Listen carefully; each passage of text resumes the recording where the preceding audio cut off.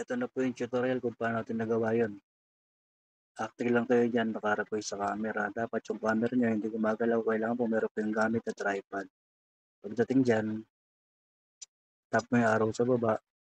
Tapos text. Add text. Maglagay kayo ng gusto yung lagay. Simpleng content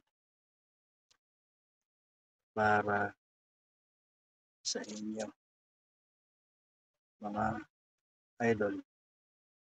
Tapos check natin. Lagyan natin ng style. Ito na lang. Yan, style. Yellow. Yan. Tapos check. Tapos tapat na natin ito agad. Timingan muna natin yung pagbaba ng mukha niya. Yan, para matansya natin kung saan banda. Yan, ganyan. Tapos adjust natin ito hanggang dulo.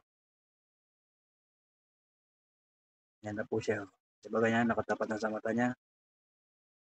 Habang nakatapat sa mata niya, adjust natin ito.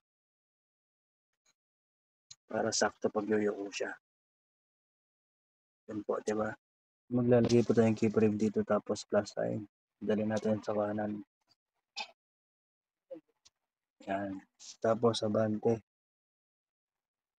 Hanggang dito sa dulo. Tapos lagyan natin sa kaliwa yan. Ayan sa kaliwa. Yan. Automatic po magkakaroon ng keyframe sa baba. Tapos export natin.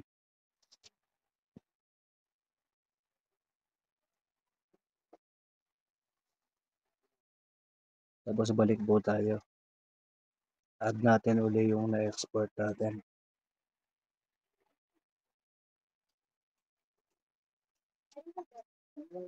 Yan. Tapos ito po, delete natin yung text. Tapos duplicate.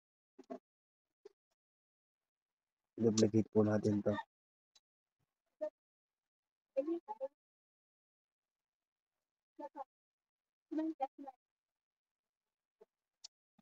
Tapos overlay natin to. Baba natin. Bali magiging 3 po yan. Pati yung isa. Baba natin.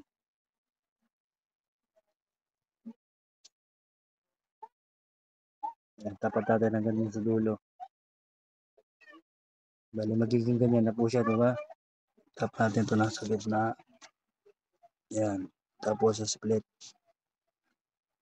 Remove background. Tapos sa removal brush. Hanggang 10. Brush lang po natin yung isa mong mukha niya. Ang ititira lang ay yung mata.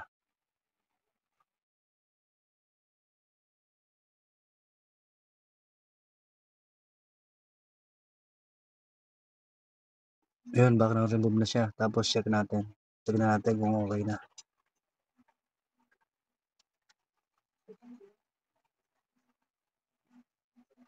Natin mga idol kung meron pong dapat baguhin.